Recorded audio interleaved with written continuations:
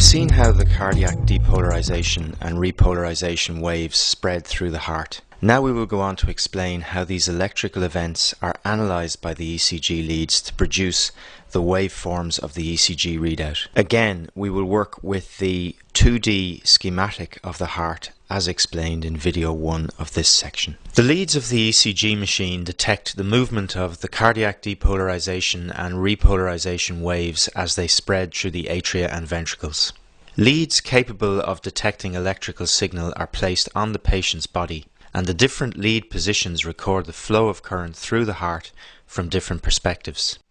In this way, the ECG recording can give us information about disease processes affecting different anatomical regions of the organ.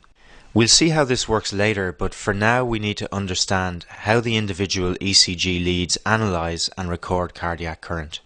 In any ECG lead, the flat line recorded on the readout when no net current is flowing is termed the isoelectric line.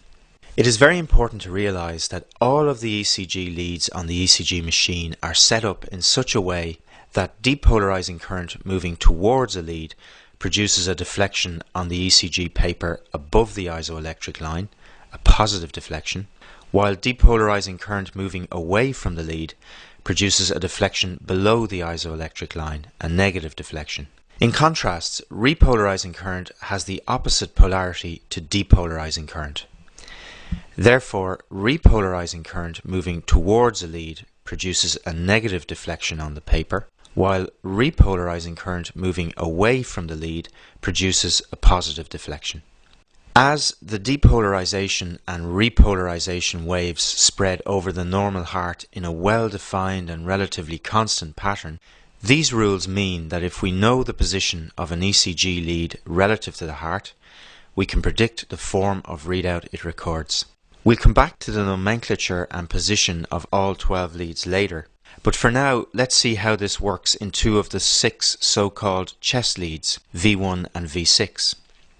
Lead V1 is placed on the anterior surface of the patient's chest in the 4th right intercostal space to the right of the sternum, and therefore to the right of the bulk of the ventricles.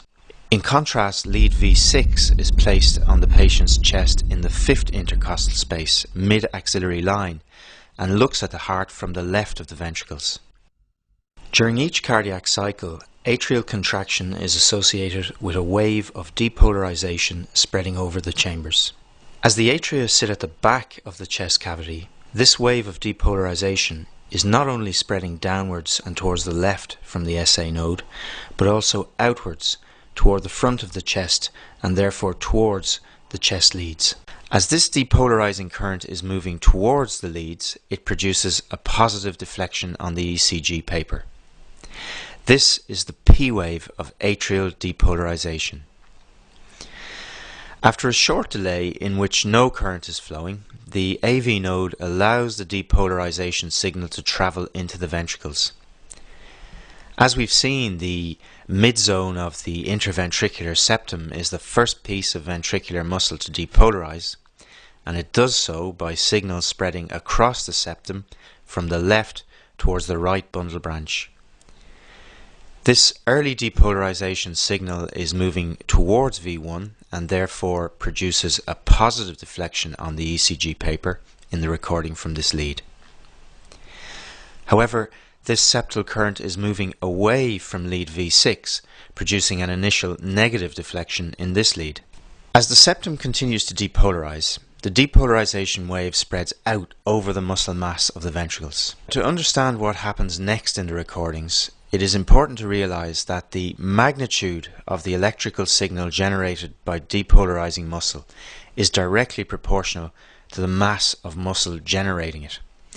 What this means is that the more muscle present, the more electrical signal generated, and the more signal the ECG machine detects. The left ventricle has a much greater muscle mass than the right, and so dominates the electrical signal of ventricular depolarization in all leads. Therefore, as the wave of electrical activity reaches the main muscle mass of the ventricles, the left ventricular signal overwhelms all other signals, and as it is moving away from V1, the deflection produced on the ECG recording from this lead becomes negative. In contrast, however, this signal is moving towards lead V6, producing a strong positive deflection. The flow of depolarizing current around the ventricles is recorded as the QRS complex, and as we've just seen, the morphology of the QRS complex differs predictably in the ECG leads depending on their position relative to the heart. We'll come back to the precise nomenclature of the QRS complex later. When ventricular depolarization is complete, there is a brief period when no current is flowing and the recording returns to the isoelectric line. This period ends with the onset of ventricular repolarization. Remember, repolarizing current has the opposite polarity to the depolarization wave, and therefore when it is moving towards a lead, it produces a negative deflection on the ECG paper and a positive deflection when moving away from a lead. We've already seen that repolarization spreads through the ventricles in the opposite direction to the depolarization wave, beginning in the epicardium and spreading from the epicardial to the endocardial surface of the ventricles. The deflection produced on an ECG by ventricular repolarization is again dominated by the signal from the left ventricle. As this repolarizing current is moving towards V1, the deflection produced is negative in this lead. In contrast, this repolarizing signal is moving away from lead V6, producing a positive deflection. The deflection produced by ventricular repolarization is termed a T wave. Note that the T wave has a very different morphology to the QRS complex. Cardiac repolarization spreads relatively slowly through the muscle mass outside the conducting system. Hence, the T wave is considerably longer in duration and therefore broader on the ECG paper compared to the QRS complex.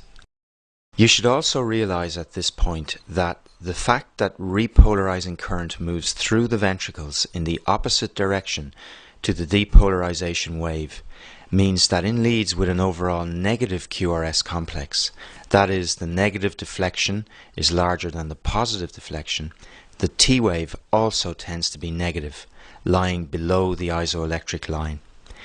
While in leads with an overall positive QRS complex, the T waves are also positive, lying above the isoelectric line.